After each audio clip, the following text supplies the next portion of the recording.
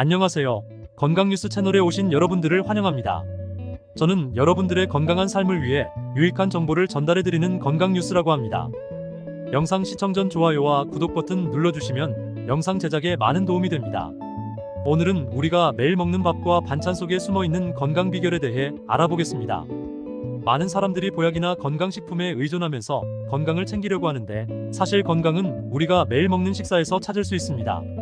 매일 차리는 식탁이지만 최소한 이 정도만 지킨다면 건강하게 오래 살 수 있습니다. 아침 식사는 잡곡밥으로 먹는다. 대개 아침은 거르거나 간단하게 때우는 경우가 많은데, 건강하기 위해서는 하루 중 아침 식사를 가장 잘 먹어야 합니다. 대부분 점심도 간단하게 해결하는 경우가 많으므로 아침을 거르게 되면 저녁을 과식하여 위장병이나 비만 등의 원인이 되기 때문입니다. 아침은 가능하다면 밥을 먹는 것이 좋은데, 중요한 것은 밥은 흰쌀밥이 아닌 잡곡밥을 먹는 것입니다. 흰쌀밥은 영양가는 없고 열량만 높으므로 최소한 7가지 정도의 잡곡이 섞인 잡곡밥을 먹는 게 좋습니다. 반찬은 김, 나물무침, 멸치나 두부 반찬 정도면 적당합니다. 밥이 아니라면 잡곡으로 만든 빵과 우유, 샐러드, 달걀 프라이 정도로 먹는 것도 괜찮습니다. 점심 식사는 비빔밥, 된장찌개, 순두부찌개 정도가 무난하다. 점심은 집에서 먹는 경우보다 바깥에서 먹는 경우가 더 많으므로 대충 끝내는 사람들이 의외로 많습니다. 특히 라면이나 칼국수, 우동, 수제비 등의 밀가루 음식을 먹는 경우가 많은데, 가능하면 이런 음식들을 피합니다. 밀가루 음식은 탄수화물 함유량이 높아서 영양가는 별로 없고 열량이 높아 비만의 원인이 됩니다. 가능하면 야채, 단백질, 지방 등이 고루 함유된 비빔밥, 순두부찌개, 회덮밥, 된장찌개, 김밥 정도면 비교적 무난합니다. 저녁 식사는 단백질 위주의 식단으로 짠다. 3끼 중 가장 신경 써서 또 푸짐하게 먹는 게 바로 저녁 식사일 것입니다. 저녁 식사를 준비할 때는 단백질 위주의 식단으로 구성하는 게 좋습니다. 쇠고기나 닭고기, 생선 위주로 메뉴를 짜되 여기에 해조류와 뿌리채소, 나물 등을 곁들입니다. 쇠고기나 닭고기는 지방이 적은 살코기로만 먹는 것이 좋고, 조금씩이라도 매일 식탁에 올려서 하루도 빠지지 않고 동물성 단백질을 섭취하는 게 좋습니다. 밥은 아침과 마찬가지로 7가지 정도의 잡곡을 섞은 잡곡밥을 먹습니다. 일주일에 최소한 3일은 생선을 먹는다. 생선은 육류 못지않은 양질의 단백질 공급원으로 최소한 일주일에 3일은 식탁에 생선을 올리는 것이 좋습니다. 흰살 생선보다는 등푸른 생선이 더 좋은데, 등푸른 생선 속에는 오메가3 지방산이 풍부하기 때문입니다. 오메가3 지방산은 두뇌 활동을 활발하게 해주고 심장질환 예방에도 효과가 있는 것으로 알려져 있습니다. 고등어, 꽁치, 삼치, 참치, 정어리, 청어 등이 오메가3 지방산이 풍부한 생선들입니다. 멸치, 뿌리채소, 해조류로 만든 밑반찬은 매일 먹는다. 우엉을 많이 먹으면 늙지 않는다는 일본 속담이 있습니다. 우엉뿐만 아니라 연근 같은 뿌리채소는 건강장수의 특효입니다. 섬유소가 풍부하고 항암 효과가 있기 때문입니다. 또 칼슘이 풍부한 멸치, 김과 다시마 같은 해조류를 이용해서 만든 밑반찬은 가능하면 하루 3끼 꼬박꼬박 챙겨 먹는 게 좋습니다. 여기에 견과류나 버섯류를 곁들인다면 더없이 좋습니다. 그럼 밥상에 매일 먹으면 좋은 식품 12가지를 알려드리겠습니다. 1. 닭살코기. 최근 닭고기는 쇠고기와 돼지고기처럼 붉은색 살코기와는 달리 우리 몸에 유익한 것으로 인정받아 흰색 살코기로 분리하여 별도의 식품군으로 나뉘어지는 추세이다. 닭고기는 소화가 잘 되고 우리 몸에 좋은 각종 아미노산이 풍부하여 남녀노소 누구나 적극 권할 만한 식품이다. 고기를 먹되 지방이 적은 살코기만 골라 먹는 게 좋다. 2. 해조류. 미역, 다시마, 김, 톳 등의 해조류는 질 좋고 풍부한 무기질을 자랑한다. 특히 요오드가 풍부하여 갑상선 질환을 예방하고 피로회복에도 효과가 있으며 피를 맑게 해주며 조혈작용도 뛰어나다. 더더욱 바람직한 것은 칼로리가 거의 없다는 것. 다이어트와 변비에도 그만이다. 3. 멸치.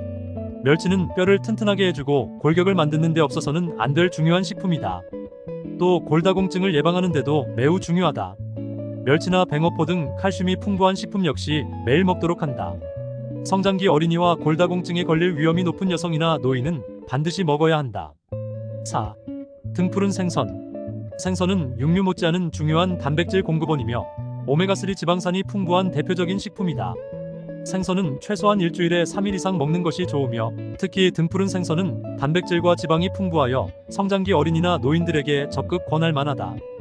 또 고등어의 붉은 살에는 철분이 풍부하여 여자들이 먹으면 좋다. 5. 야채류. 야채류는 각종 비타민과 무기질이 풍부하여 몸에 좋은 알칼리성이 풍부하여 육류를 먹을 때 함께 곁들여 먹으면 좋다. 매 식사 때마다 종류가 서로 다른 야채류나 나물을 먹는 게 좋은데 나물류를 먹을 때는 들기름에 묻혀서 먹는다. 6. 들기름. 들기름은 오메가3 지방산이 풍부하다.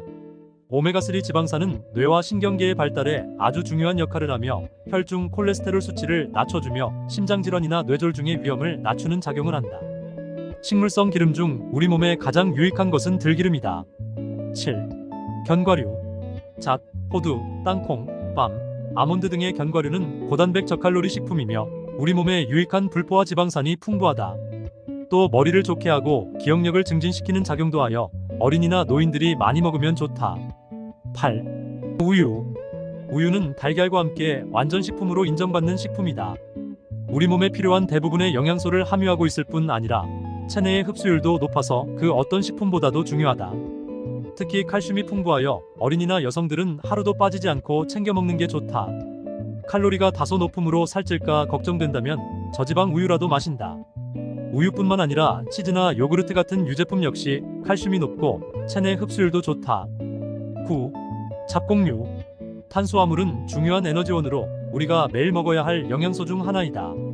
탄수화물은 주로 밥이나 빵에서 얻는데 밥을 지을 때는 여러 가지 잡곡을 섞어서 짓는 게 좋다. 흰쌀밥은 영양가는 거의 없고 열량만 높아서 배가 나오고 비만의 원인이 된다.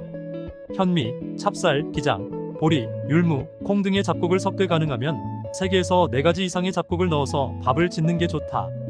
10. 과일류. 과일은 우리 몸에 꼭 필요한 각종 비타민이 풍부하다. 비타민은 신진대사가 원활하도록 돕고 질병을 예방하는 데도 매우 중요한 작용을 한다. 또 비타민을 섭취하면 우리 몸속의 활성산소가 제거되어 노화 예방에도 좋다. 과일을 매일 먹되 색깔이 서로 다른 과일을 골라 먹는 게 효과적이다. 11. 달걀. 달걀 역시 단백질을 비롯한 각종 영양소가 풍부하여 완전식품에 속한다. 콜레스테롤 수치가 높은 사람이라면 노른자를 빼고 흰자만 먹도록 하고 특히 고기 먹기를 꺼리는 사람은 동물성 단백질에 대안으로 달걀 흰자를 적극 권장한다. 12. 콩류. 콩과 콩 제품은 훌륭한 식물성 단백질 공급원이다. 우리 몸이 필요한 단백질은 동물성과 식물성으로 적절히 나누어 공급하는 것이 좋은데 식물성 단백질의 경우에는 콩, 두부 등을 섭취하여 얻는 게 좋다. 이상으로 건강한 식습관에 대해 알아보았습니다. 우리가 먹는 음식이 우리 몸의 건강을 결정한다는 것을 잊지 마세요. 매일 건강한 음식을 먹고 규칙적인 운동과 휴식을 취하면 건강하게 오래 살 수 있습니다. 시청자들의 예상 질문과 답변 Q&A. 잡곡밥을 먹을 때는 어떤 비율로 섞어서 먹는 것이 좋나요?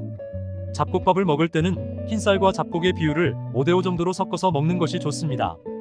잡곡의 종류는 현미, 찹쌀, 기장, 보리, 율무, 콩 등을 골고루 넣어주면 좋습니다. 밀가루 음식을 피해야 하는 이유가 무엇인가요? 밀가루 음식은 탄수화물 함량이 높아서 영양가는 없고 열량만 높습니다. 이런 음식을 먹으면 비만의 원인이 될 뿐만 아니라 당뇨병이나 심혈관 질환의 위험도 높습니다. 그래서 밀가루 음식은 가능하면 피하고 먹을 때는 적당한 양만 먹고 야채나 단백질 음식과 함께 먹는 것이 좋습니다. 단백질을 섭취할 때는 지방이 적은 살코기를 고르라고 하셨는데 어떤 부위가 적합한가요? 단백질을 섭취할 때는 지방이 적은 살코기를 고르는 것이 좋습니다.